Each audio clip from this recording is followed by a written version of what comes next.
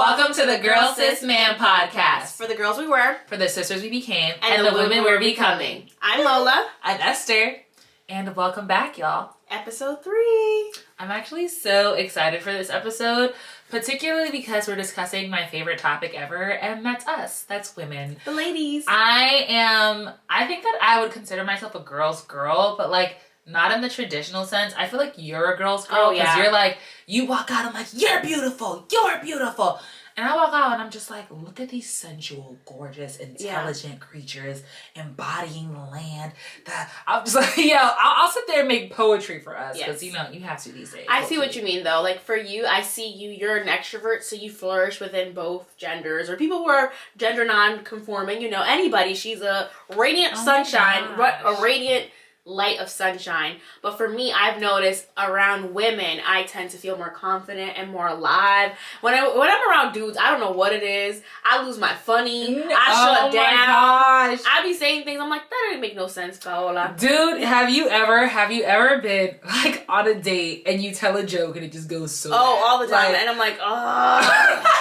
Like, at this point, and when they laugh because they think you're cute because they're like, and I'm like, it ain't funny, bro. It ain't funny. Don't lie to me. Can I tell you, I respect guys that don't let you get away with it. Like, can I tell you what happened? I went on a date with this guy and I told this terrible joke. Like, he was like, I don't think that went how you wanted that to go. And I was like, no, I didn't even look at him. I'm like, no, it didn't. And he was like, did you want to rephrase that? Did you want to... You want to try again? And I was like, I was actually hoping we could let it die. Like, let it be in the water, let it float. Like, you can't whatever. retell a joke. And I was like, it's not going to land the same. I know. And he was like, all right, well, okay. And I was like, thank you for taking the time to tell me that the joke didn't go. Like, I didn't know that it didn't go. But we're back. We're back. But yes, we are... aficionados, is that the word? Aficionados of women. We're women lovers. Not lovers of women, but we love women. We're women lovers. We love women. That's where you go. In a very non-sexual way. Exactly. Okay. So this episode we're actually just going to be talking about just how to be a girl's girl. And I think that this comes from, particularly for myself, after seeing the inauguration of Joseph Biden, glory to God. It was a beautiful day. And I feel like the heavens really opened up and shined down upon the diversity, the complexity, and the beauty that was the women available that day. Like, we had Jennifer Lopez. We had Michelle Sugar Mama Obama. She shut it down. My God. Listen, that suit, that fuchsia with the belt, I said, oh my God, the silk press, Lord Jesus. First of all, literally, she walked in. I was like, well, who the fuck getting inaugurated then? I said, forget Joseph. I was like, Obama, come back.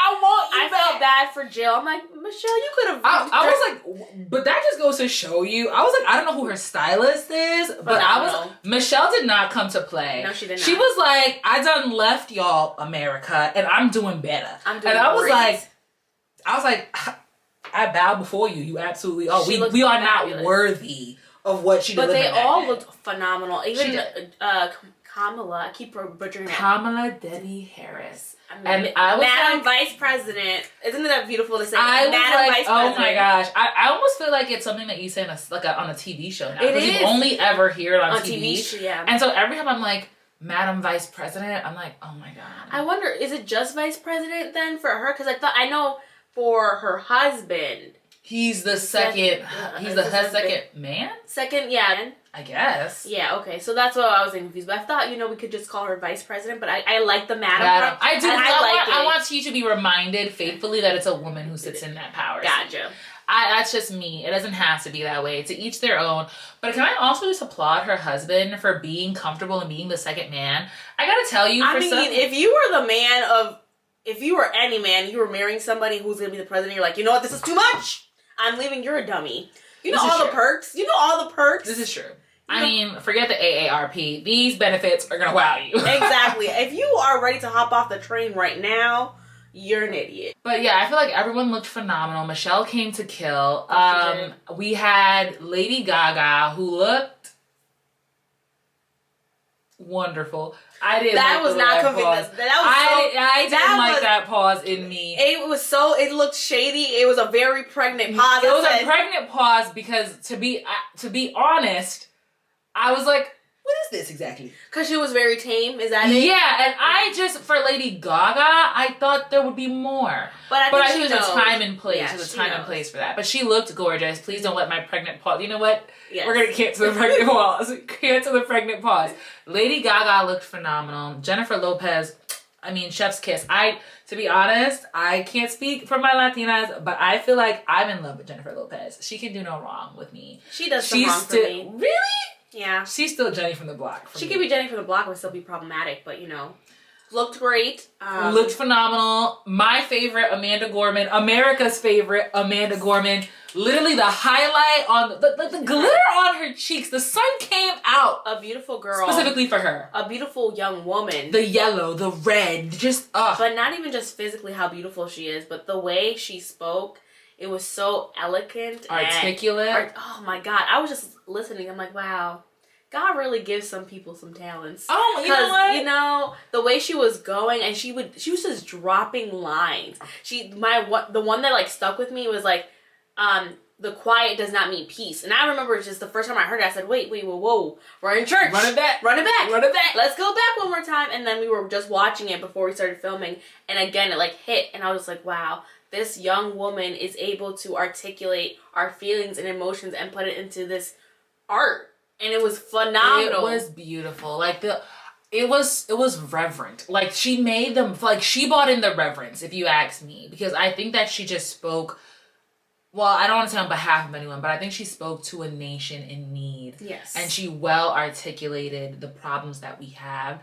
And I particularly like the part where she was like, we're not divided, we're unfinished. That's exactly what it is. I was like, wow. I was like, actual tears in my eyes. This young woman is a prophet. I was like, she's a godsend. I was like, I love her. I was like, I don't want to jump the gun, but I was like, she was talking about how she wants to be president one day. I was like, that's it. You have to vote. I was like, that's it. Say less, sweetheart. I was like, I want to assume that your words spoke about the actions that would follow, and I'm a fan. Yes. I'm a fan. I'm really excited to see where she goes, because she's done a lot of stuff. If you looked her up afterwards, she did TED Talk. She did a lot of these. I think she spoke for Harvard. There were many things that she was doing before the inauguration. So I'm just super excited that she's gotten the attention she deserves. And see where it goes. It just goes to show you that there is a time and place for everything. I was like, the girl, she has blown up since then. She has a contract with models. Yes. And I was like, this makes sense, because the minute I saw her, I was like, the cheekbones, the facial structure. I said, okay. But I was like, who was doing makeup that day? Who was the makeup artist for these people? Can I say something right now? And this is not to be... You can tell it's her face. There are people who wear makeup and it looks good. But there are people whose skin, when you put makeup on it, it's just already naturally beautiful. Yep. So when you do that, you're just like, oh, okay, a little cherry on the top. And she's one of those people where it's she's just naturally beautiful. And then the makeup is just it's just... And then the personality just wowed it. Because I think I've said this before too. I'm like, I love the term beautiful, and I refer to beautiful in the soul. But I feel like she wasn't just aesthetically pleasing. She was beautiful. Her words were beautiful. Yeah. And so watching just this diverse panel of women who represented so much, oh my gosh. For me, watching Kamala get sworn in by the first ever Latina Supreme Justice, I was like, this is just wonderful. But as we discussed the women who were on that stage that day, I just thought for myself, seeing this, just this lineup of women, I was taken aback by really just the space that women have come to occupy, proudly, beautifully, elegantly. And I was like, is this a precedent that we are going to see in the future?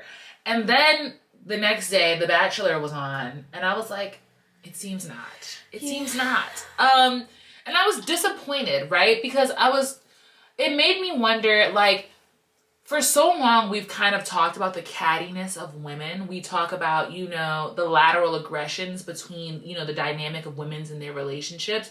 And I was like, how come, this is what sells? How come this is what's promoted? How come this is what's advertised?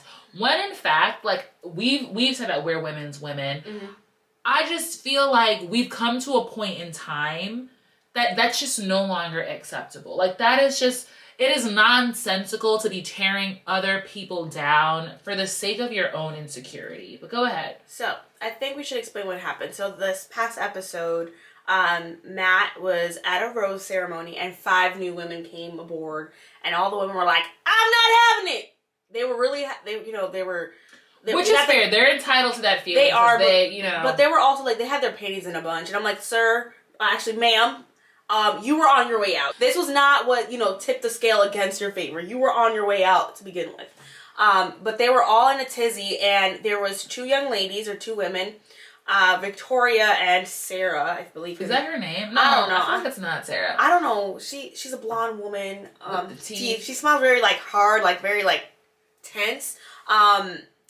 They sat down and spoke about a newcomer and pretty much made the accusation without any reliable sources being mentioned, evidence that they had heard through the grapevine that one of the newcomers was an escort, a prostitute, somebody who was exchanging time or sexual favors for money. Those were their actual words. And the fact that people feel comfortable saying things like that to other people on camera for all of America to see, there was something wrong with you inside your soul.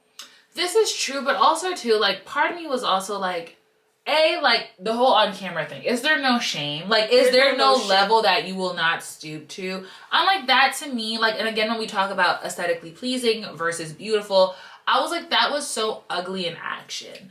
Disgusting. I was like, I just don't even understand how anyone, let alone a woman who understands, I'm like, well, let's dissect. Let's break down what happened there. First of all, you insulted multiple people by saying that, right? Because you're also saying that sex workers are of a lower status than you are for some reason, without understanding that community, the struggles they go through, etc. But I'm also like, you don't know this woman at all. No. She walks in, and the first thing you do is tell other women that she's an escort.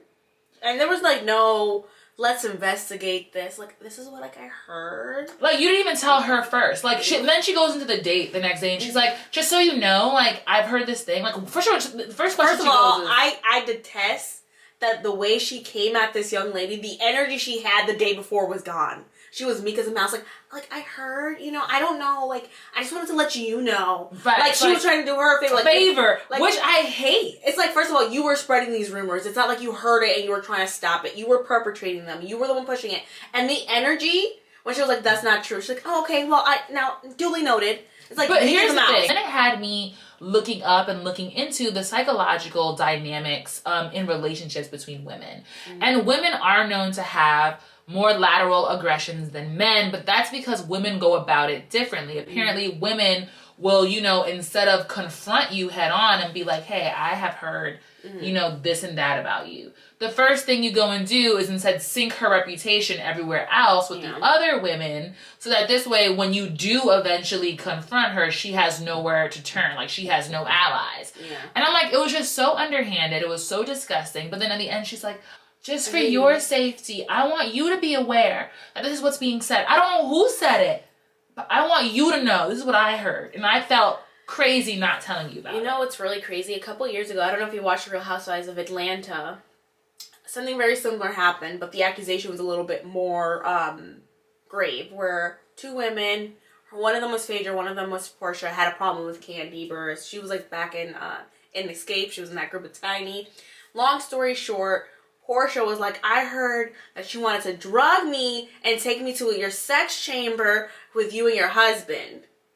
And at the moment when she says it, I don't know if she realized what the accusation was, but she pretty much was accusing that she was trying to get drugged and raped by this woman. Yeah.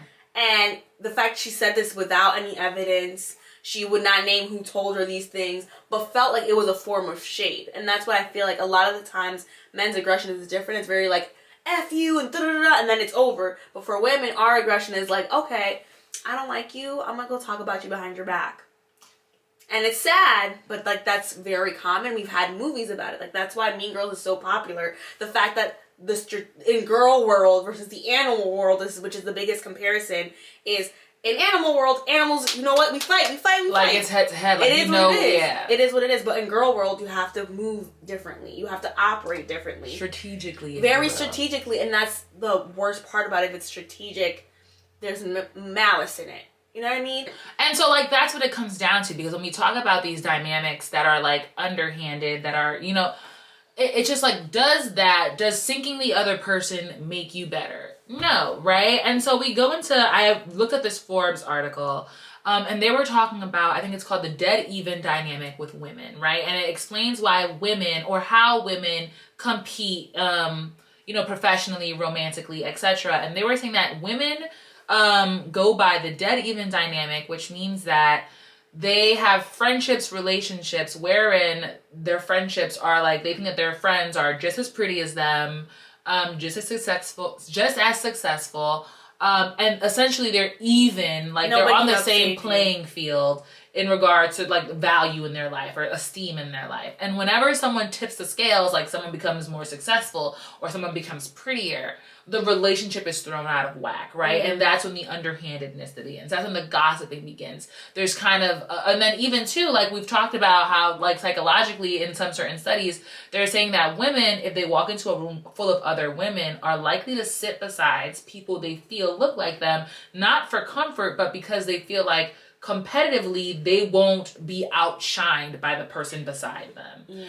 And I am like, is there truth to this, right? It could be. I think, unfortunately, we still live in a time where beauty is a form of currency for women.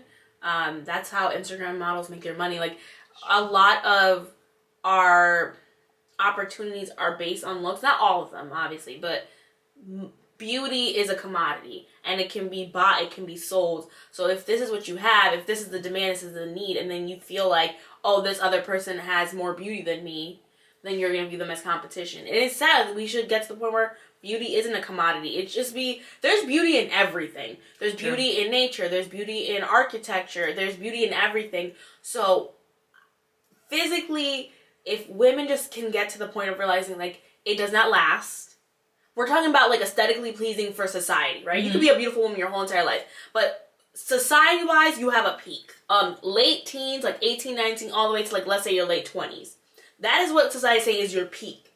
So if you are going to base your life about how you're going to maneuver yourself, how you're going to treat other people based on a decade's worth of beauty, you're going to wake up very upset and sad because you end up picking people who, A, don't motivate you, who don't teach you. If you only pick people who are dead even, what are you going to learn from life? How are you supposed to grow if there's nobody else who's up there for you to grab you and pick you up? And it's not to say that they're worth more, but if they are more successful in terms of money, they can be like, hey, I can show you how I made this money. And pass the knowledge, and you pass it on to other people. But if you stick with the same people who you view are the same value, you're never going to go anywhere. And that's my thing. I think that over the course of time, I would have said that in high school that this dynamic was very, very true. But I feel like it's a matter of maturity and education. Because I feel like, give it like, here's why. I think we're the exceptions to the rules. I will say that. Really? I don't think so. I really want to believe that there is a majority of women, the majority of women are women supporters, and even look to have people within their circles that inspire them, that are... You don't? Let me say why. Esther, go on Instagram, look in people's comments. Are these women... There are times where it's like, yeah, girl, you get it. And other times, it is destroying women. The majority of women have not gotten to the place where they're still in that dead even mindset. We're the exceptions to the rules of, like, I have friends who, like, I feel like they're more conventionally good looking than I am. And I'm like, wow, she's so beautiful. I love how she dressed and all this other stuff. But I don't go, oh, I shouldn't be near her because it makes me look bad. I've had my grandmother tell me all the time, like, you know, you can go hang out with girls, but don't never go out with girls who are prettier than you because you're still single. And I'm like, that makes no sense. But in her mind, if I go out with other women who are better looking than me, they're taking my opportunity for men. So what their thought is, you're putting yourself up to lose. And the idea is, what am I actually losing? But that's what I'm saying. I say this because I think of myself, and I think that this, maybe it's the newer generation, the younger generation, the current generation. I personally feel as though we're moving into a space wherein we want to be inspired by the people we're around. I think of my friend Margaret's older sister, Uche, for example, who is this beautiful woman. She's a lawyer. Like, And I kid you not, I have a lady crush on her. And I love lady crushes, by the way. Like, I love being friends with people that I have lady crushes on because I feel so inspired and motivated to do better, to be better. Like, when you hear Uche speak, like... Listen, I don't even like saying good morning in her presence because she's like, actually, that's a form or a colloquialism based off of, and I'm like... Listen, we were having a conversation. Me and Margaret were talking about how we were womanist and not feminist, right? And Uche was like, okay, so we're going to discuss this. And I was like, okay, I'm going to school right now. Let me take some notes. And I sat there and I did not feel like the smartest person in the room. And that feeling, I feel like, is where the problem starts. Another woman would have had that feeling of like, I'm less than. Let me tear her down. And let me start with her looks, right? Mm-hmm. That's something. But me, I felt that feeling like, wow. I want to be this smart. I want to be this smart. I'm like, I want to be like this. I just remember her like having a conversation about us in regards to a situation a friend of mine was going through. And the whole time she was speaking, I was like, how do I become this? She's so well-spoken, but like knowledgeable. She was talking about... And in her knowledgeable too, like she's not looking down on you. Oh, no, I think that's what it is. I think that there's this perception or this assumption that people who may be more knowledgeable than you in a specific subject are looking down on you. And that's not the case. But I think that's the difference between men and women. Men look for mentorship. They look for people who are better than them to learn and keep going. And that's what we're trying to get at. Women, like I said, will feel that feeling. And instead of saying, let me take whatever I like from you and make myself better, it's like, let me knock you down a couple pegs. And I do think we're still in that mindset. We're just new to everything, right? Women have always worked. There was this idea that women have never worked, and that's until the 60s and 70s. Mm-hmm. But women, especially poor women, black poor women, have been working since the dawn of time. So throw that out the book, right? It's just we weren't being paid enough or paid at all. But the point being is like we're new to this dynamic. We're new to like we're the gender that matriculates more. We're learning more, but we still haven't figured out the dynamics of everything. So I don't think it's a bad thing that we're there where we're at, but I do think we have to work on it. And I think we have to name the beast. So that's why when I say we're the exception, we're the exception. The rule is a lot of ladies are nasty. I've seen it. Have you ever been in a like lunchroom and there might be a spat between coworkers about work? And you go in the lunchroom and they're talking about, yeah, she's this and this had nothing to do with the work. And you're like, okay, well... I thought we were just talking about her being tardy with her assignments. I don't care that her sweater was green like vomit. That ain't got nothing to do with what time she submitted it. I'm talking about her tardiness. Exactly. And that's what I'm talking about. It's like we have to learn that. We have to work on that. And there are plenty of exceptions to the rule. So if you hear this and you're like, that's not me, great, congratulations. Turn to your fellow sister and teach her that. I think that that's a thing too. I think that we have to cultivate this new budding culture. I don't want to say it's new and budding, but it's minimized, right? Mm-hmm. And I say this because I'm like, I truly believe that women who support other women are successful women. When we talk about breaking glass ceilings and overcoming certain barriers for women, that can't be done if you refuse to open the door or share the wealth of knowledge that you have with someone beside you. I think that we mentioned this previously in our last episode when you were like, stop being afraid to ask questions. It doesn't make you ignorant or it doesn't make you stupid. Mm-hmm. I'm like, you just need to take the opportunity to do so. And you'd be surprised how many people are willing to teach you. Mm-hmm. How many people are willing to help you advance if you would just get the mentality out of your head that we're competing. Because like even I will say like but no, let's say you are competing. You're competing, but you're not enemies. That's what I'm saying. Like you can compete with somebody, but you still don't have to feel like that's your mortal enemy, and you gotta like drop kick them in the throat and drag them. Like you don't gotta do all of this. You just don't. Because, and it's funny that you mentioned that because I was actually going to say how at work, I work on a team of women, which, by the way, has been the best team I have ever worked on. Has there been some personality spats, like where some of us just don't work or communicate the same way? Absolutely. But for the most part, the best team. And I think I've actually been very fortunate for the majority of my profession. I've worked under women. Yeah, me too. And they're very educated. They know what they're talking about. They're very kind. They're very, I'll make mistakes and my boss will be like, but she won't be like the condescending. You know what I'm saying? And it's funny because we currently have a position, like a promotion up. And my coworker reached out to me and she was like, do you mind training me in certain things that you're good at? She's like, because I would like to go for the promotion. And like, she knows this, knowing that I too would like to go for the promotion. And you know, like, I didn't hesitate. I didn't like, I showed her all my tricks and tips. I was like, if you do it this way, it'll be better, it'll be faster, it'll be more accurate, and vice versa. And I loved it because I was like, I expected for her to like want to keep her knowledge to herself. And I'm sure she expected the other way around. But because I feel like we built that bridge of I respect you, and at the end of the day, what's for me will not miss me. Exactly. I'm like, I'm not pressed at all. I'm not concerned. If sis gets it, God bless her. If I get it, God bless me. And God bless her. But I'm just like, I think we need to stop assuming that because we're trying to occupy the same space, and that means that there's a limited amount of it. Even if there is, like you said, you have to be happy with what you have, and then realize maybe I didn't get this job, not because this person's better than me, but I'm not where I need to be. Exactly. And I say that too because when we talk about like women pursuing certain avenues, like I think of, for example, of the beauty lines, and you would know this more than I, but every time like a celebrity steps in there, people are like, well, like, come on, there's not a lot of space for people and and I'm like, beauty is so, like, it's so expansive. I'm like, as in there's such a multitude, there's such a range, people are so different.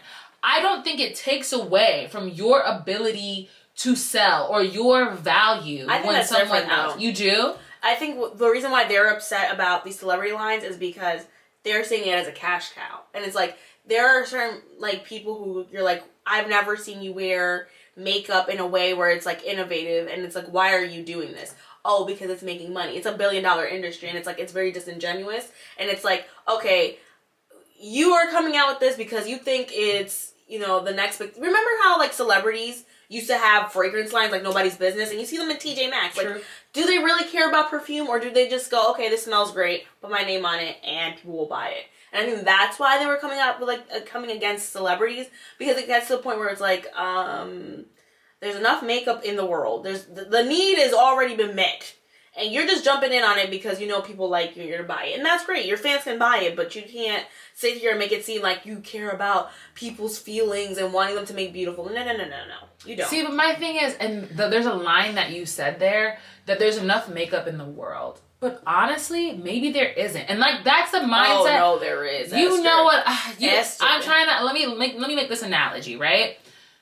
In the same way that somebody could say that there's enough makeup in the world, like, I just feel like there is enough space in the world for you to exist, to coexist and succeed in that space. Like, yes, don't get me wrong, in regard to like a promotion or what have you, there might be like, there's that one spot, right? And there's that limitation there. But I feel like overall, there is enough space for everyone to succeed without me having to be like, let me devalue you in order to get ahead. Oh, I can see the analogy now. But like, not with makeup stuff, because like, because there's like a whole thing about high consumerism. Well, it's like, not gonna let me get away with like, this makeup just thing, that y'all. one, like, there is just the consumerism on makeup is like a thing that I'm like really into. So like, when you said there's enough space, like, there's not enough space. We're killing the planet. Stop buying it. We don't need it anymore. Stop it. Anything else you could apply it to, but not that. No more celebrity makeup lines. We're over it. Stop it. But I'm just saying, in general, there is space for everyone to succeed and do well. And so this way, like, there's no need for us to get catty about it. There's no need for us to be, you know, underhanded about it. I'm like, pursue what you want to pursue. And if I'm trying to pursue the same thing, there will be an audience for me. There will be an audience for you. And then, like, it's like YouTube. There's an audience for everyone. Yeah. You know what I do think? The issue is, and I feel like I fall into it, is there's a line between, like, being constructive, giving constructive criticism and being shady. And like, low key, can we just talk about it? Sometimes being shady is really fucking funny. Like, and I know it's not right. There are just sometimes people be saying things and it makes you giggle. It, you know, fills up your tummy. But there has to be some discernment of like, okay, we're just being a little bit messy, to like, oh, we're just like literally destroying and ruining a person's self-esteem. And I think that's where the lines get blurry, the waters get murky, everything just crisscross applesauce. And I think that's what it is. Me as a person, like, I'll say things that are really shady about another woman. But like, I also catch myself. How shady are we talking though? Because I'm like, when I say shady, like, My thing is, I will never. This is my motto. I would never call someone an escort. That's there are lines, there are boundaries. But for me, I feel like for myself, like I will never say anything behind your back that I'm not comfortable saying to your face. And most likely than not, like I'm someone who will put it in a context of a joke. Like I'll be like, I don't have an example. I think there needs to be some discernment of like, yes, maybe cattiness is something that runs in women, but like there's like levels to it. And also, men are catty in their own ways. It's just that they roast people. That's what they call it. Men just roast their friends. They get in groups and pockets and gangs, and they just gangs. She's like in gangs and gaggles. They just get it. They just go at the person. They just roast them. And then I think men are taught to just like let things roll off their back. I feel like that's the difference. Maybe the level of cattiness can get to extremes. So even like lower level cattiness compared to men and women, I just think the way we receive it and give it is differently. That's very true. And I feel like in the way that we're talking about reception, how we receive certain things, I do think that women do hold on to things. We just gotta let it go. Okay. So then my thing is, you were also saying that there's a line, like there has to be a level of discernment. Yes. So then in what ways do you feel like you call yourself out in regards to, when you're being catty, when you're being, underhanded with people? So I think about what am I actually saying? Am I saying like superficial petty things, or am I saying things that are attacking a person's character? Am I making false accusations with no proof or evidence? Because it's a problem. True. It's a whole problem. And when I say make comments towards a person, if I'm calling that person stupid, that's a judgment on their character. How do I know that they're stupid? I don't know. I can't test their intelligence. I'm just saying that because I'm angry and I don't like what they're doing. But if I make fun of their oatmeal sweater, that's something different. Like the color is of oatmeal, and I think it's ugly. Just so you know, I wear oatmeal colored clothes all the time, and I think they're phenomenal. But like the sweater was just the texture. It was a bad sweater. It was just a bad sweater. But like I feel like when you start talking about a person and their character and their content and like their actual looks, like the sweater is not a part of this woman. She could take it off. But if I was like talking about her hair and all this other stuff, it turns into this really murky territory of like, I want to harm this person. I want to bring them down a couple pegs. And that's where you have to tell yourself, like, am I being a mean, nasty bitch? And who is it helping? Like, how does this... It never helps anybody, by the way. I'm somebody who, like, I take a minute to think about what's going on and how I actually feel, just because I don't want to make the situation worse. So I think it is time for people to, like, sit down and sit with their feelings. Like, how do you feel right now? Why do you feel this way? Think about why you feel how you feel and what that person actually did. Because if this person said A, B, C, and you're reading between the lines and you're like, well, they must have meant that, then you have to take some ownership of like, you're also giving more life to their words than was supposed to be happening. I think that if we're trying to, and I hope that this episode is really encouraging people to be accountable, to just be better, especially women, because I think that we're so awesome. We are so awesome. Like, they literally do not deserve us. I'm not going to say who doesn't deserve us, but y'all know who I'm talking about.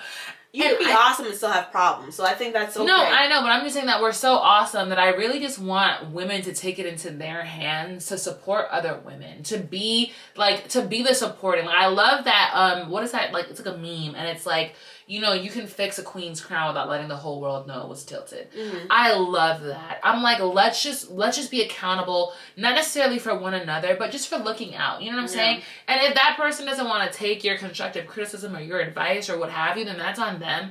But be a girl's girl. I'm like, it takes absolutely nothing from you to support another woman. It's so easy to do. And so I think that it's easy for some people to do. Other women find other women annoying. So I think that's the thing, unfortunately. But then her face was so hurt when I said this. She's like, women find other women annoying. There are women who find women annoying. They do. And those are the girls that are like, I'm a guy's girl. Some I do think a good chunk of them are like that, and other women are friends with women and they still find women annoying. And it's like really weird because it's like but it's a thing. I think some people like drama. I think like people like the sense of tension it gives them. I don't know. My thing is like, fine, there could be, I'm not saying that you have to love every woman. No, but which, by the way, I love every woman. I tell you, I've seen videos. But I love womanhood and I love womankind.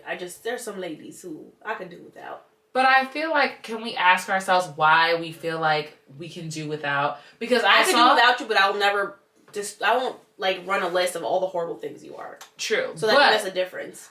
We came across this call yourself out, these questions, and I think that they are so great.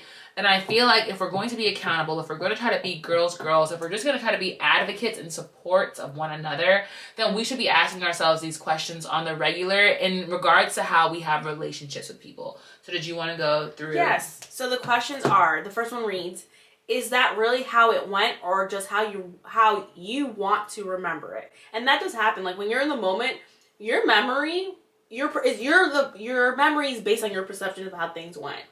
So think about you, like, did that really happen, or this how you felt it happen? How are your insecurities affecting the way you're viewing the situation? Like, I feel like this one is directly when people say things and you read into it and you're like, well, you said this, but it meant, and it's like, no. This is true. This is a problem. That person said what they said. Don't read into it anymore. Don't read between the lines. I'm like, sometimes you just got to read something at face value, move on, and be like, if she wanted to say something else, she would have said something else. Yeah. And if she didn't say that, then she didn't mean that. That's the assumption that I'm walking forward. It gives me a lot of peace to move on and like that in that space. Just saying. What parts of yourself do you see in the person you're criticizing? Sometimes your own insecurities, you see them in others, so you're very quick to like point them out. Exactly, and pounce on it. I'm like, be kind to others and be kind to yourself. Are you more concerned with being right or evolving as a person? Have you ever heard there are men who are right and then there are men who are married? No. Esther, I've actually no. So there's a saying like certain men will learn to not fight with women because they know being right does not mean that they win. And I think this is the case. Sometimes being right and correct does not win because the person is not receptive to it. So you learn, okay, like being right is not the most important thing. The next question is what blame have you been placing on someone else that you can take some accountability for? Oh, I like this question. I feel like you should answer it. Do you think I have some blame that I've been putting on other people that I should be held accountable? No, I'm curious. I'm curious. I'm trying to think. I don't have lots of issues with, like, people. Like, I really, like, I am such, like, first of all, I don't like confrontation. Mm-hmm. That's first things. Well, maybe that's where I need to hold some more accountability. I hold other people responsible to be kind to other people and not want to hurt my feelings. When really I should stand up for myself, and my accountability should be like, hey, watch your mouth. I don't like how you're talking to me. Because if you don't not put people in their place, but if you don't show people how you need to be treated, you can't be upset about how they treat you. And they're not treating you the way you want in your head if you're not opening up your mouth and saying it. Fair. So I think that's where I should hold the onus of, like, I need to hold people to certain standards of how they treat and talk to me. Okay. Fair. What hard conversations have you been avoiding with yourself? I have those conversations with myself all the time. I feel like I do. I feel like when I take a moment, and I do that often, I try to, like, meditate sometimes just by myself, and then, like, that's when I'm like, you know what, I've been avoiding this. And I'm like, and let's unfold why this isn't working for me. Like, let's unfold why I'm uncomfortable with this topic. Let's unfold why I'm not evolving in this particular place in my life. Yeah. And I feel like I do that often, and I feel like it's very, very helpful to do. I think that just questions like these in general are very introspective, and if you really take the time to answer it and flesh it out, and work and create solutions that are workable and functional for you, that, like, you could see yourself moving just progressively in different places in your life. For sure. I think the biggest conversation that I'm having is, am I a good person? And I feel like that's kind of like where I use my discernment of, am I being nasty? Am I being rude? Am I right in my actions? Am I wrong in my actions? Or am I right in my feelings and wrong in my actions? Because that happens. People can cross you and then you take it too far. So I think that's the conversation that I think a lot of people have to have. Am I being a good person overall? But y'all, that is it for this episode of the Girl Sis Man podcast. We'll catch you next time. Don't forget to follow us on Instagram, subscribe, comment, like below. And let us just know how you're feeling, because we're interested in hearing you out. Catch you next time. Bye.